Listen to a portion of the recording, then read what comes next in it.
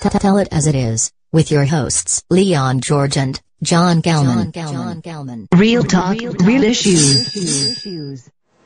Welcome to ccvradio. Hello world, wherever you are at this time, I want to say a special good morning, good evening, good afternoon, whatever part of the globe you are. I want to say a special welcome to you all and to CCV Radio. And we are here with you once again for Tell It Like It Is for December the 17th, 2012. And tonight we have a very interesting program for you as usual.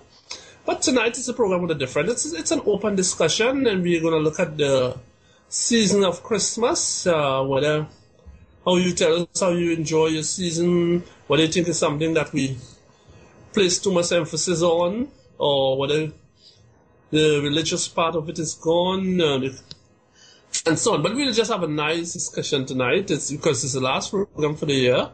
We'll be back with you on the 7th after tonight. And so, as usual, thank you once again for coming in. And well, tonight is with me, my co-host is John Kirman out of Barbados. And then we also have a special guest with us tonight. Is he's going to introduce himself in a while. So, John, hello. You, John? Hi, hello. How do you do? Let me say a very good evening, and as George will say, good evening, good morning, good whatever to all you beautiful people that are all our brothers and sisters by nature. And like George said, it is the last time we'll be with you for the year, and we want to really go out with a bang. We have a special guest, a friend of mine, and we will be having him next. He's Mr. Wallace Cyrus. He's out of Barbados, spent quite a lot of time in Britain, and he is in a specialist field. So we will now pause and allow him to introduce himself. George, that is Wallace. No, for you to introduce him. Yeah. Oh, well, good. Tell us a bit about yourself, and good to have. I want to welcome you and say it's good to have you with us tonight. Well, thank you very much. A very good evening, good morning, Bodahi, bon nuit, buenos dias, buenas tardes. Well, where do I begin? Well, I'm a Barbadian, very proud to be. I'm a citizen of the world, having lived in various places, Bermuda, Canada, spent a lot of time in Jamaica, United Kingdom, England, Wales,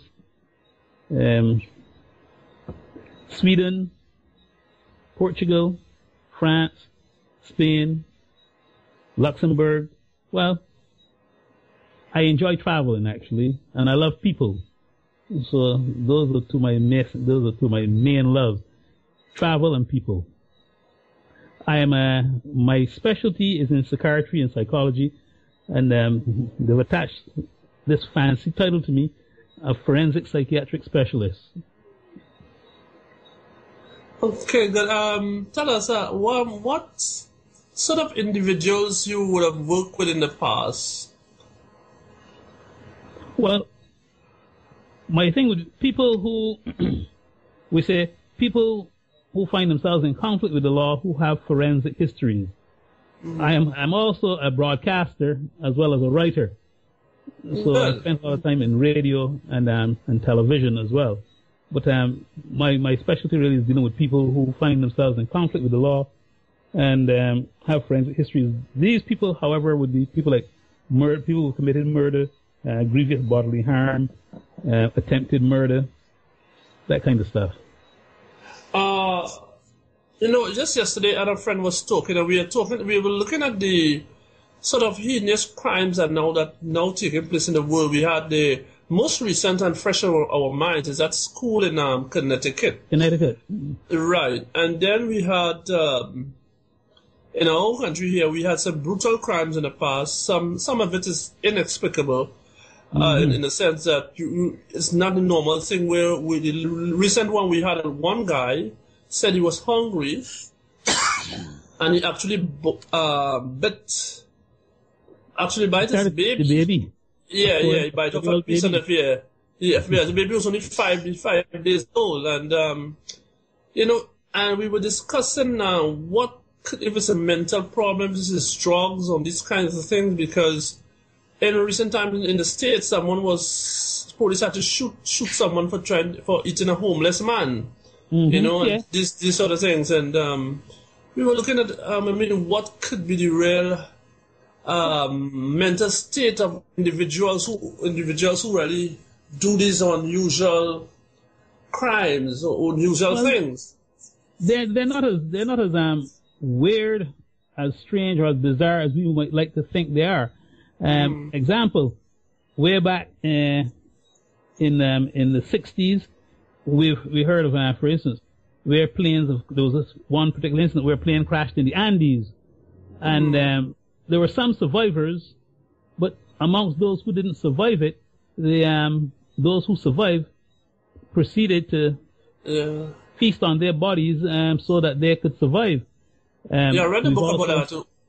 We've also had, in recent times, about 5 or so years ago in Britain, where one of our patients was inadvertently let out of hospital when he shouldn't have been. And about an hour or so later, they discovered what had happened. And when they went to retrieve him from where he was supposed to have been, he was there, but he was in the kitchen. And the person whom he'd gone to see was in the living room. And he was in the kitchen with part of the man's brain in his hand and the other part in the frying pan. Wow. So it's not as weird as we'd like to think it is.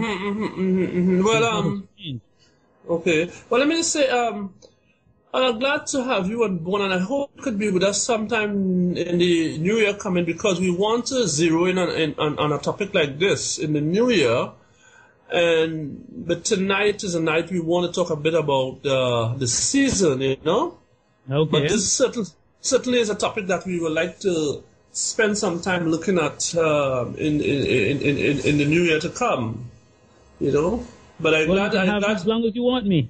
But I'm glad you have had experience with these things, so you would come in now and be in a better position to inform us about these things. But to me, son, when I hear about these things, it seems a bit unusual. It seems a bit out of the ordinary for me, who now have not worked in that field, So it is out of the ordinary, but it's not as unusual or as bizarre as we would like to think it is. But it is out of the normal.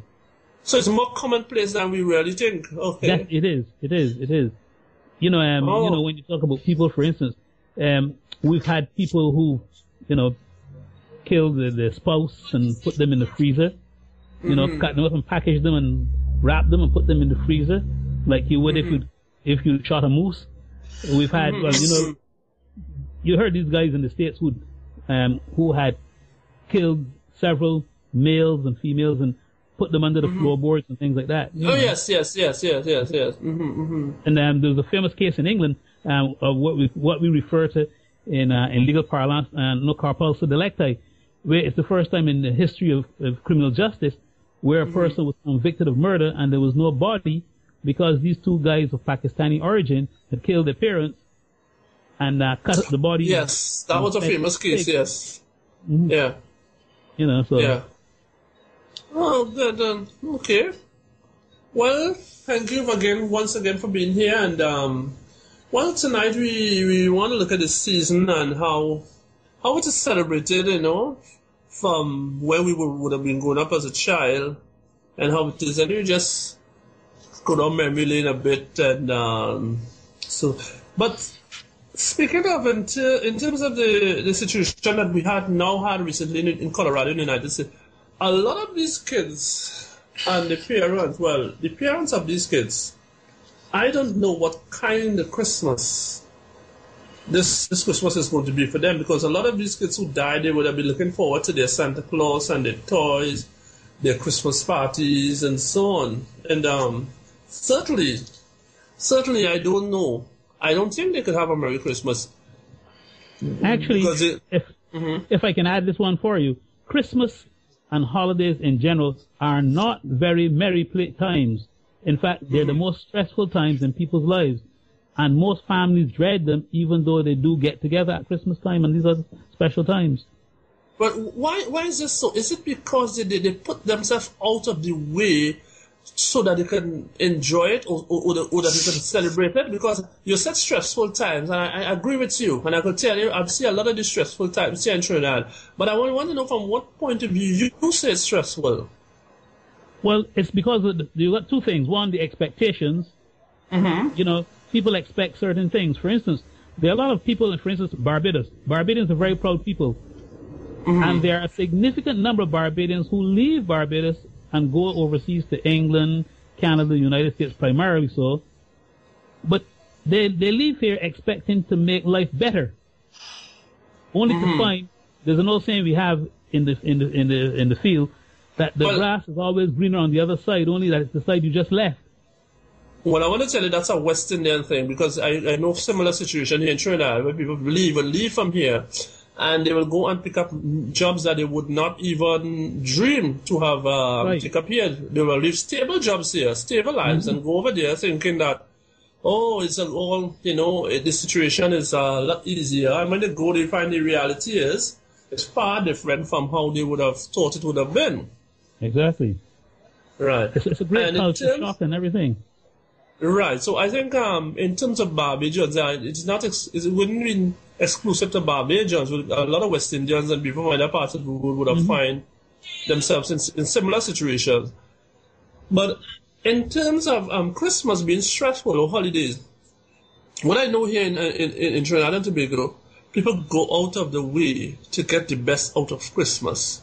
And by doing so, at the end of the season, the expenses go up, the health decrease because the health go down, the diabetes get worse, the hypertension get it going up, the heart disease get worse, they have to go on medication or find themselves in the hospital, and they find that the bills have to deal with because they wanted to have a good Christmas, they wanted to celebrate in the best way. But in truth and in fact, the end result of that, it really they dread it and they don't look forward to it. Right. It takes a negative toll, on in their lives. And I noticed that I could tell you about my parents died now, and my big sister who died. You say what you want about Christmas, she has to turn this place upside down, and she has to get everything. And she wasn't in the best of health, so people do these things, and the extra drinking of alcohol, the indiscriminate way they will eat because there's plenty of food, and many of them should be on strict diets. But this Christmas, they think that they could free up themselves by the end of it. So in that way, I know it is quite stressful for a lot of people who actually celebrate Christmas here in terms of the holiday. John? It is quite true. Yeah. Because if you look at it, a lot of people, for instance, in a place like Barbados, it is unusual and very rare that you would find someone with a university degree cleaning floors. In places like North America and in England, Europe, some of the best janitors are university professors and high school teachers and principals who are moonlighting and at their second or third job to make some money for the Christmas holidays, to go on holiday, to do things, to build, to put an extension on their home, to pay the children's university fees, things like that. Of course. That's a very, very common situation that you just mentioned there, and in their own country they wouldn't do that sort of thing. They wouldn't go on a car wash and wash cars and do this sort of thing. No, but when they go abroad, the reality is that the bills are much higher, living expenses are much higher than they would have left in the Caribbean here. They thought that in the Caribbean it would have been, they can go over there and make a better life, but true and in fact, it's a far different cry to how they would have anticipated. Yeah. In fact, one of the things I say to people in the Caribbean when we talk about tourists and tourism, the people we see come here, tourists, especially at Christmas time, these are not the multimillionaires. These are the janitors and the nurses and the carpenters and the electricians who've worked sometimes 2 or 3 years non-stop to save for that holiday. Save their money. And people likewise who come home on holiday, people who come home, Barbadians who come home at Christmas time, and people don't realize, people, what does it cost them to get here, to come and visit the family? You're quite right. Sometimes it's cheaper to send a barrel than it is to come. Well, before you mentioned barrel, no, I would like to hear from John a bit, but before you mentioned barrel, and that's a very interesting point, we have a term that we call the child in the barrel. And I want to explain that after I hear from John, I want to come back to that. I want John to come in and... John, are you hearing me? Yes, okay, fine business. Now, let me say, it was something that came out of Wallace's submission that I would like to zero in on, and that is the stressfulness of Christmas. Now, we would want to believe that Christmas is this time when we worship the young child, and that is what it is all about. I think differently. I think the way it goes, it has nothing to do with the young child. The way people react to Christmas does not offer any form of worship to me. Some people may go to church early in the morning and that sort of thing, go to a midnight mass. Yeah, that is all right. That happens. But the real impact, look, you see that universally. Christmas greeting cards, they talk about Happy Christmas. Merry Christmas. That, to me, has the connotation of revelry. Happy and merry. People set about to binge. They indulge in gluttony. Even those people that go to the services, when the service finishes, a majority of them, the ball has now begun. And they end up very often in the afternoon of Christmas, inebriated, drunk, intoxicated. Some people drop off to sleep from the drinking and whatnot. And will tell you then on Boxing Day when they're awake, oh, I had a wonderful Christmas. Oh, but I don't remember a thing about it. What has that got to do with worship of the young child? And if you check carefully at Christmas time, quite a few people spend money they don't have. Of course. To purchase things they don't want. To impress people that they don't even like. And we talk about the baby Jesus. Oh, you're worthy. It is no wonder that certain religions avoid this celebration for the birth. They've got a very good reason why they don't.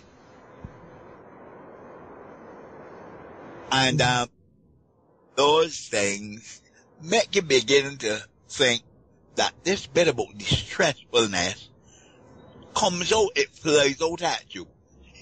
Somebody mentioned a little earlier on, by overindulging them and binging and whatnot, people with these kind of situations, these like diabetes and whatnot, high blood pressure, it gets worse. And you've got to end up in the health clinics. And all happens. Somebody will say, well, All right, let's just put on the 2 pounds, and they eat things that ought not to eat. Mm-hmm. So what I'm saying is, what does Christmas really mean? Mm-hmm. Is it really the worshiping of the birth of the young child? Or is it this the time when you are allowed to eat what you see rather than what you want, and to binge and to have a good time?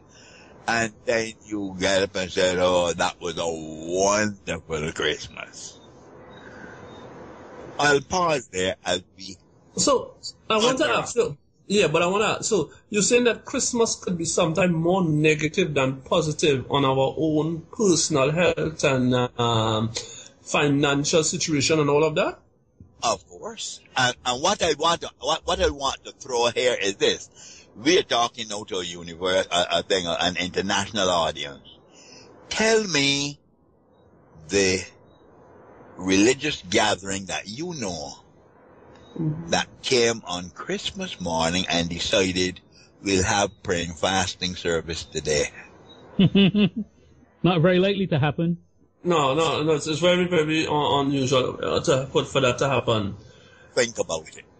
Yeah, you're quite right, and you know this. You talk about that. That's a very serious point you mentioned there, but this is something that we overlook because the effect that we should have a wonderful time for Christmas. We want to have a good time for Christmas. We want to enjoy our Christmas. You know, we want to make this Christmas the best Christmas. But in the long run, at the end, well, what comes out, the results that comes out of that, I myself find myself spending, some money, more than usual at this time of the year. You know, and I was looking at that today. We have a situation where my job, it's coming down to the end of the year.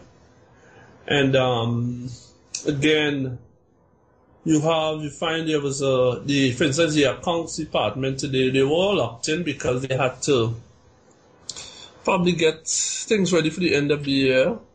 You know, they had to, but the other parts of the place of employment, they was like just going through the motions, who were having a drink here, there, and everywhere.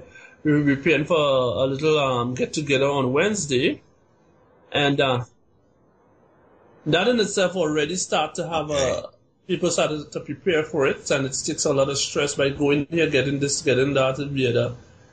And I always used to ask myself, is this what Christmas is all about? Why do we have to go through, put ourselves through this for something we say is to celebrate the birth of our Savior? And why do we have to brutalize? We actually abuse ourselves for Christmas. Of course you do. I mean, and that is what I'm saying. And you said you had a wonderful Christmas. Yes. So what is so wonderful about it? What is your interpretation of being wonderful, like Christmas? I've even heard people say, let's put the Christ back in Christmas.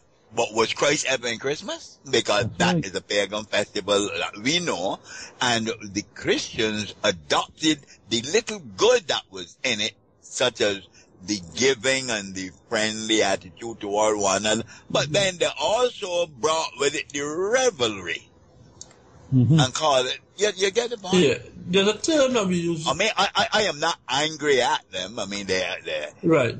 But is it really? We are expressing an attitude of gratitude to God for having sent us His Son. That's what it is. Or are we having fun? Well, if you actually look at it, you know, in the normal scheme of things, when you celebrate your birthday, you know, you Okay, all right. Mm-hmm. Yes, you were saying, Wally. You know, when it's your birthday, you get gifts from people. Now, if we're celebrating the Christ child's birthday, shouldn't we be giving him gifts? And he has said that the best way to give him a gift is to serve our fellow man. And so Christmas is not that time. Christmas is a time of gluttony. It's a time of self-centeredness. It's the time when you see people going to the store and they're climbing over each other to get to that part of the store where they can get whatever it is, because they know that the supply might be limited and they want to make sure they get theirs first, so that when there's none left over, they would not be numbered amongst those who didn't get any. Well, And, exactly. I mean, what we're saying here is that it is more a selfish act than really thing. Yes, it is true that we give gifts and things like that, but gifts to whom? Giving, gifts to ourselves, to those who look like us, think like us, and behave like us, those whom we love and like, the homeless. My daughter just engaged in an activity over the weekend where she fed 300 homeless persons, because the university, she works for the university, and they've embarked on a program where on a weekly basis they are now looking at feeding the homeless, because one of the things that she believes, like her father does, if you only give somebody a meal at Christmas time, what happens to the other 364 days of the year? But that's it. Why at Christmas time you go out of your way and, like I said, to spend money you don't have, to purchase things you don't want, to impress people you don't even like. Mm-hmm. One day in the year, and the other days in the year, you couldn't care less whether they perished or disappeared into space. Well, for the rest of the year, we do like the guys did in Connecticut. We kill them. See, sometimes I begin to think that thing about Scrooge and the Christmas Carol, I think there's some worth in that a little bit of writing there. John Dickens. Yeah. I think I've got some emails here, and should I take the email now, or do we wait until we get the break?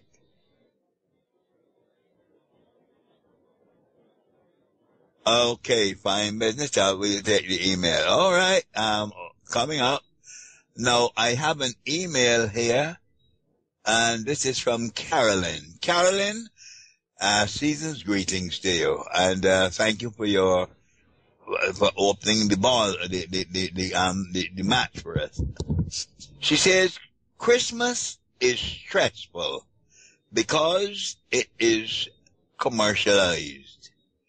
The term happy and merry is for the businessman's pocket. How do you take that, Cyrus? What do you think of that statement? What she's saying is that, yes, it is happy and merry because the businessman has made such a profit, such a go at it, that he is happy and merry at the way people spend. Yeah. Well, yes, Cyrus, yes, you just had a piece of mail. You had an email. Yes, happy and merry.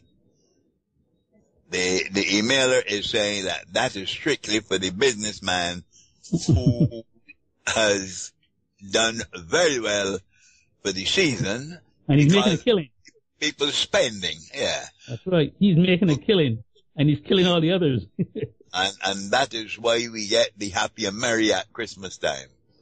Well, I mean, this is one way to look at it. What's your take on it? Well, I think that's quite true when you look at it, because, I mean, let's face it.